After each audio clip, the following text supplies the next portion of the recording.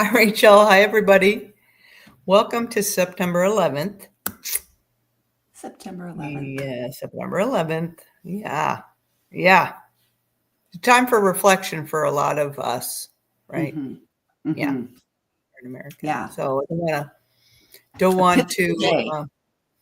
yeah. Yes, it is. Yes. And yeah, I don't want to kind of brush by that. And we want also to just embrace the life that we have and the health that we have and talk about how to keep that as Yeah. best we can. Yeah. Mm-hmm. It makes me think of this quote recently my husband shared with me. We follow the Stoics on our Instagram feed, and I just love the Stoics. I think that they were my people. Had I lived back in those days, I would have wanted to learn under their tutelage.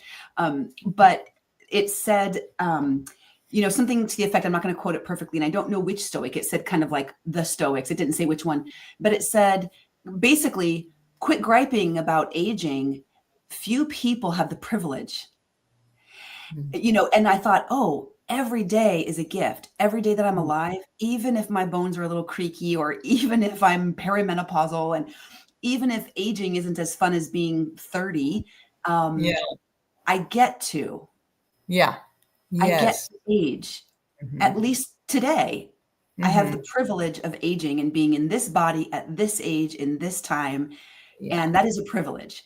And Yes. that's sobering on September 11th, because so many Mm-hmm. people do not have the privilege of being their age at this time. And, they didn't get to grow to this age, or to Yeah. this, this year. They didn't get to make it to this year. Right. So that's kind of sobering, and it kind of brings a heart of heaviness, but also gratitude. Mm-hmm. Yeah, both. Yeah, and one thing that I am just appreciating more and more as I'm getting older is that I can hold there's space for all those, different. I don't have to feel one way or another way. I can feel several ways, kind of at the same Yeah. time. Yeah. And There's space I for all. find, yes, yeah, and there feels like a balance there, right? Mhm. Like I can accept and experience both, Mhm. and that way one doesn't have to spin me out of control and Mm. take me just down a track I can't recover from quickly. I can Mm. hold both and use them both to balance each other. Mhm. That's so good. Mhm. All right, we're talking about balance, Yes. Rachel. We've been talking about balance. Glucose And balance. yes, glucose balance. Ooh, how do you like that? Wow, bam, here on a silver platter for just for you.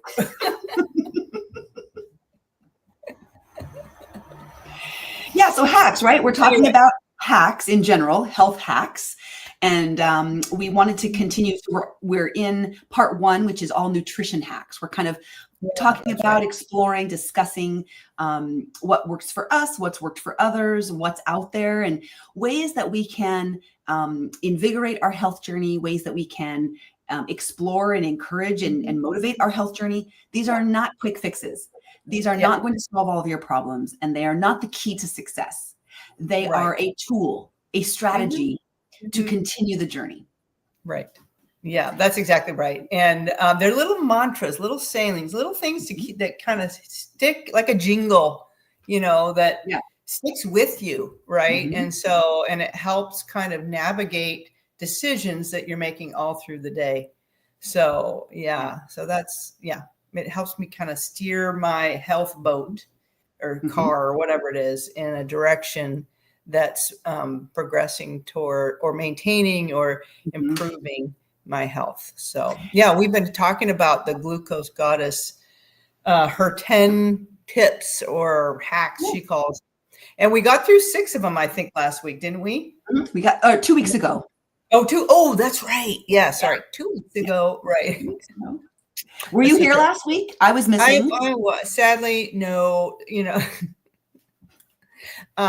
yes, I didn't make last week. So sorry about that.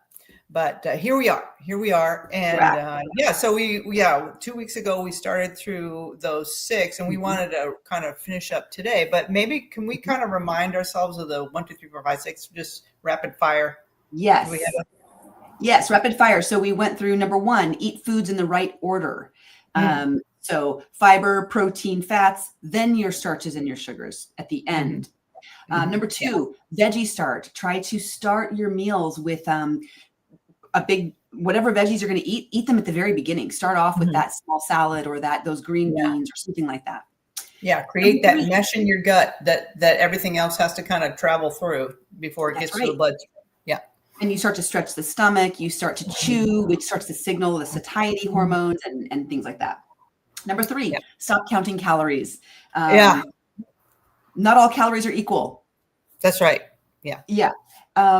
I was reading something today that was saying just how, trying to really understand how different, it was from the Zoe app, and they were talking about how different a calorie is, and that a handful of nuts and seeds can equal this many calories in one body and this many calories in another. Literally, it can be taken in or interpreted at a different number of calories. It is so interesting. I know. And it has to do with our microbiome, doesn't it? And our, and the lining of our stomach and our ability to absorb. And if, the five, blah, blah, blah, et cetera, all so many things. So there's, calories in, and then there's this complicated biochemical physiology here. And then there's calories out. And so that, it's not that it's a good kind of picture of, the nutrition label is something that we do as a tool and we want to use. Anyway, I'm sorry, I'm getting down a little rabbit hole. Okay. That was it's number. Good, though. It's good. It's a good reminder. That was number 3. Number 4, savory breakfast. So starting off our breakfast with protein, fats, and fibers and less sweet things. So yes, because we want our brain, if we start with sweet, we'll want to keep wanting sweet, sweet begets sweet in our brain. Yeah. Absolutely. Yeah. Number 5, have any type of sugar. They're all the same. So they're talking about fructose, glucose.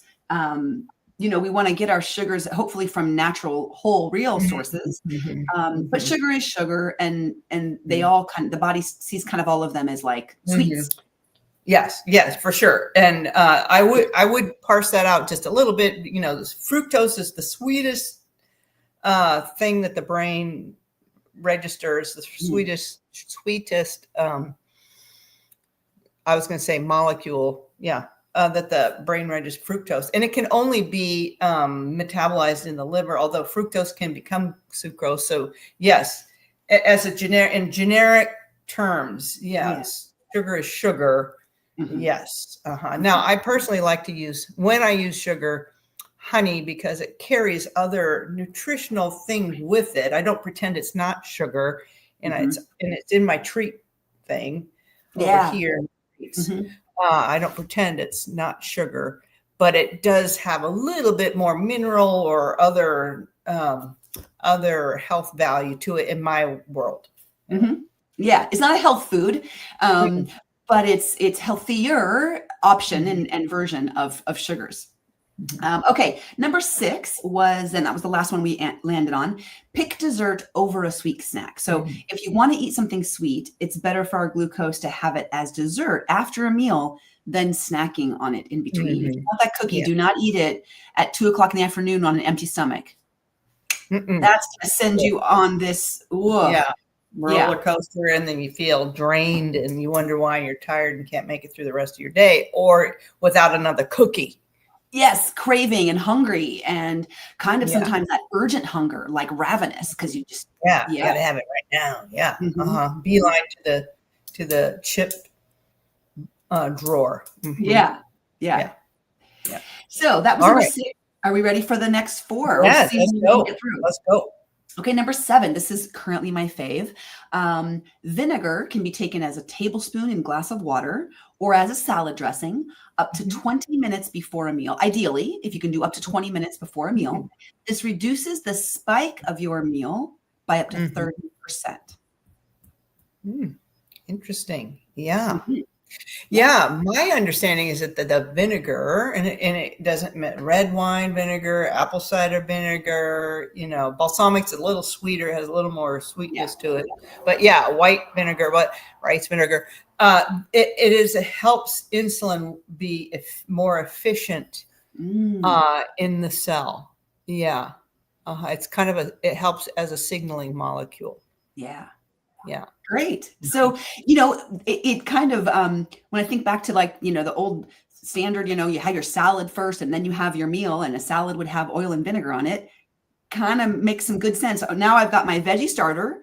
I'm starting in the right order, and I'm having my vinegar. That's 3 hacks in one. Yeah. Yeah. Yes, that's beautiful. Exactly. And the beauty of the vinegar too is it really helps you break down protein, the protein that you eat. Yeah, so that you can break that down it helps you digest the protein a little bit better, so you can break that apart into its individual amino acids. And then if there's, get the B12 going better, and, if that's part of the protein that you're eating. Yeah. Mm-hmm. Yeah, fun. Yeah. So how do you take in vinegar? Have you tried this? Is it a way that yes, and I go in fits and spurts with vinegar. Well, you know what? I just had vinegar on my salad I already had my lunch. But and I had vinegar on my salad. So and a lot of times I'll do vinegar and no oil, because maybe I'll have another fat in there, like an avocado, or I'll have sunflower seeds or something like that. So I already have my fat in there, and I'll just do the vinegar on top. So so I had that. And usually I will have a vinegar dressing on my veggie starter. And then it's not too infrequently that I will put vinegar in some water and drink that. Now, I don't know, the dentists out there might kind of go like, yikes about the enamel on your teeth. Yeah. That I don't know about. But yes. Yeah. We've got to be really careful with the vinegar. I used to work in the dental field, so I know that that every time we change the pH balance in our mouth, we increase the likelihood of decay. So if you're drinking it ahead of time, you want to just rinse your mouth out with water, like have some clean water or don't be like, if it's in water, don't be sipping on it for an hour, right? It's not a drink that you want to sip and have it constantly bathing your teeth in. Interesting. Oh, right. Yeah. Gotcha. I don't, somebody asked me about drinking through a straw. Would that be better? I don't know. It tends to be a little bit better because it kind of, unless you're holding it in your mouth, if you drink it straight down. You're not swishing it around. Yeah. Right. It can tend to kind of bypass some of the teeth. But, if it's getting into your mouth and on your tongue and stuff, there is a pH balance that shifts in the total oral pH balance. And then that does, it can be. So just be careful, don't sip on it for an hour, drink it, and then swish your mouth with water. And then, we're good. Yeah. Okay. Yeah. How about you? Are you? Oh, it's my favorite right now. I'm doing this. I call it my better booch, like better kombucha, better than kombucha. So I'm on this hibiscus tea kick because it, along with green tea, have the highest antioxidants in tea. So I try to drink at least a cup of green tea or hibiscus every day. And so what I've done is I've brewed up some tea leaves, a big batch of hibiscus, and then I'm writing this down. Yeah. So I do a cup of hibiscus tea, and then I'll pour in my tablespoon or so of apple cider vinegar, because I really like the flavor of apple cider vinegar. And I do the raw Bragg's, and then I do like a quarter of a packet of like an Element or IQ. They're like what's the word? Electrolytes. Oh, yeah. Electrolyte packet. Yeah. They have a little flavor in them. I usually exercise daily, so it kind of helps me balance out electrolytes with what I'm losing from sweat. But I don't do much. It's a quarter of a packet, right? So I'm not, it's a very small amount. And mix that up, and you've got that tang and bite that you get from kombucha, but no sugar. You've got the antioxidants and the beautiful balance and color. Oh my gosh, the deep, beautiful purple red of the hibiscus tea. It's just pretty. It kind of feels sometimes like a little bit of a mocktail, Yeah. Oh, it's so good. Cool. I'm drinking it daily. Love it. Wonderful. Oh, okay. All right. I wrote it down. I'm going to give it a try. Yeah, give it a try. And if people experiment with different things other than those little element, those electrolyte packets, there's something else you could put in there to flavor it in a little way, or just drink it with the tea and the vinegar and see how you like it. Right, So, right. I'm going to try it that way first. See yeah. how it goes. Yeah. Yeah. Okay, perfect. So Right. ACV, that was number 7. What's number 8, Rachel? Number 8 is also one of my faves that I try to do. Eat after you move. No, move after you eat. All the way around. Yeah, the other way around. Eat, then move. Then move. Eat, then move. So she says, I got it. After your meals, when you can, use your muscles for 10 minutes to reduce the glucose spike of the meal. Walking, tidying your house, doing calf raises. She even talks about how efficient the calf muscle is just by doing calf raises. Oh, so cool. Yeah. Yeah, just, up on your toes, or even when you're sitting, just to kind of rock your feet back and forth. Right. Yeah. 5 or 10 minutes if you can do that. So the goal would be to do it after every meal. But I think, in my experience, after dinner would be the most important one. Yes. Yeah. And why are you saying yes? Tell me why you would. Yeah, because most of us have some activity in our day, but after dinner, we tend to watch TV or just kind of downshift, which is fine. But, if part of your downshift could be a stroll, and you don't have to run. You don't even have to necessarily get your heart rate up, but it's a stroll, and that might start the downshift of your day. Who knows? Yeah. And nice. There's something about starting the day with the morning light. We know a lot about our circadian rhythm and getting the light in the retina, but there's also something to be said about closing the day with light, because the retina understands the light from the evening sky and starts to trigger that, switch over to the melatonin side of things. Exactly. Yeah. So, and I think I don't know about everybody else, but for me, I know I always feel better after a meal if I've moved. It feels like I've just digested it better. I feel maybe not bloated. If anything kind of bloated me, kind of feels energizing, Yeah. It feels good. Yeah. The other thing about that, Rachel, too, is, and especially for dinner, is that a lot of us tend to overeat at dinner time, more so than breakfast or lunch, because we know we have to go back to do our job or whatever it is. Yeah. But at dinner time, we kind of have maybe sit a little longer, eat a little bit more. And so, but if I have the expectation that I'm going to be walking, then I can be more mindful to stop eating so that I can get up and take a walk. And that's kind of that's my +4 on the hunger fullness scale, -4 to +4. And it's that I eat to the point of satiety so that I can still get up and walk. I don't have to I got to sit for half an hour before I can move or something like that. Yeah. Great point. Great point. And it can be a great habit to disrupt the evening eating patterns that we get into. We eat dinner, but then half an hour later we're munching again, or we're back in the fridge and suddenly the eating is gone from 5:30 or 6 o'clock all the way till 8, 9, 10. But that walk can disrupt the environmental cues of evening eating and distract you to another thing. Right. And typically when you get back from a walk, you're not hungry. You're not looking for snacks or treats. Right. Yeah. So good. Okay. Good one. All right. And I think the next one is number 9 is, if you're going to have a snack, make it savory. Right.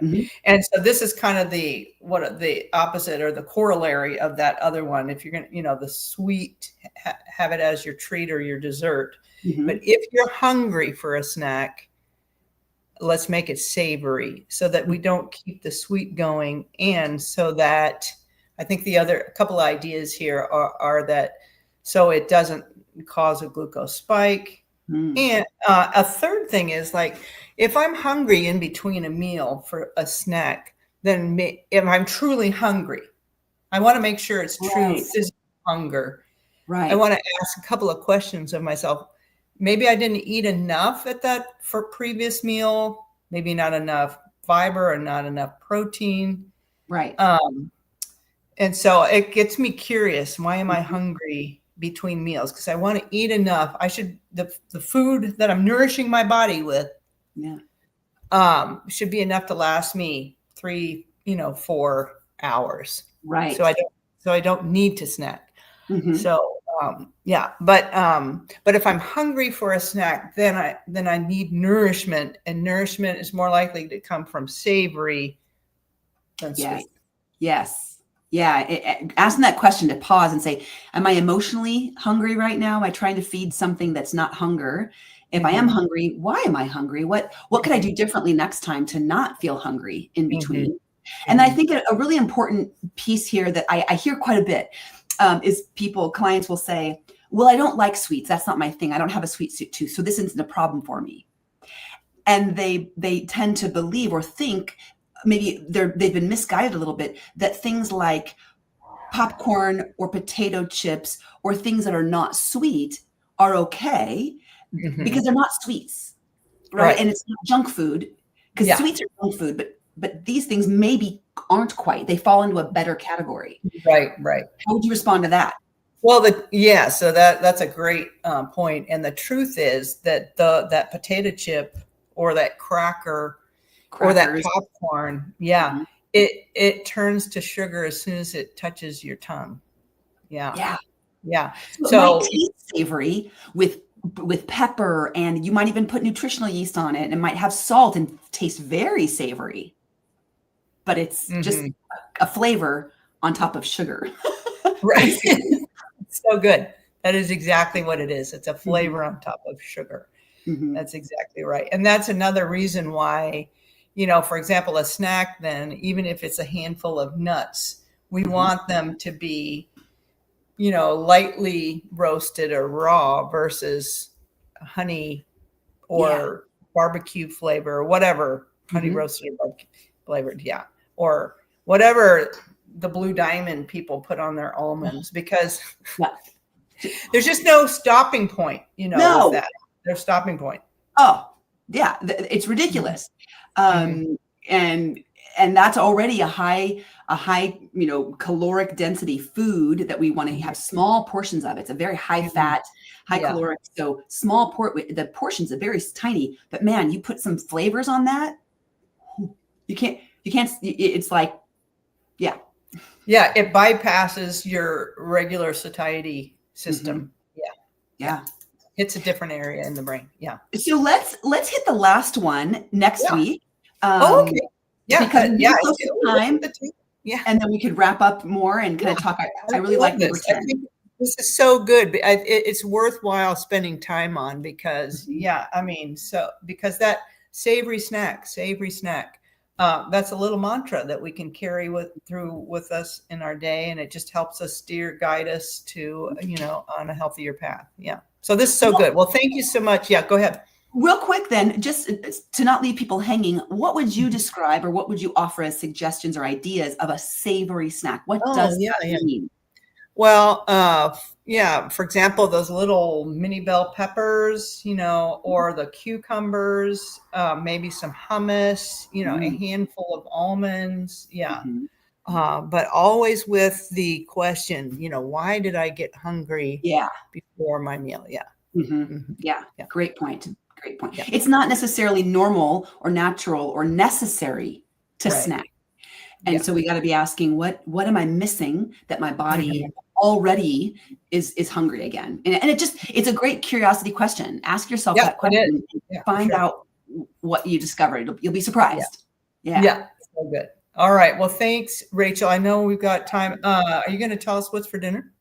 What's for dinner is we go to our hub group, our community group starts up again this week. And so we're doing potato bar. And I know they'll probably have some sweet potatoes. And I'm hoping, because I really love sweet potatoes, my contribution to it is roasted tofu with roasted bell peppers and tomatoes. Ooh, yum. Yeah. And I'm on that roasted thing too, because we've just got tomatoes coming out our ears. And so, I'm eating that roasted, it's that roasted tomato with the garlic and the basil and drizzled just a tiny bit of olive oil. So good. And then I blend it and then I'm putting it over like zucchini noodles. And I do have some meatballs in there. So it is just so good. I've been So eating it every day and I'm not tired of it yet. So that's a good one. Yeah, add that to your go-to list because that's when you can eat it multiple days in a row, you nailed something, right? It's a good one. Penny Chris wants to almonds without the chocolate. That's she's like Oh, almonds without the chocolate. yeah, that's a dessert. It's That's a a dessert. dessert. That's in your treat column, right? That's That's in your in your treat treat column. column. Yeah, It's not your snack column. It's not your yeah, savory column. It's not a health food. It is a yeah. dessert. It's a treat. Great. That's right. Yeah. Yeah, and you can have Bye, treats. Penny. Yeah. All right. All right. All right. Thanks, Rachel. We'll talk to you next week. All right, sounds good. Bye, Penny. Good to talk to you. Thanks for chatting with us. Bye-bye.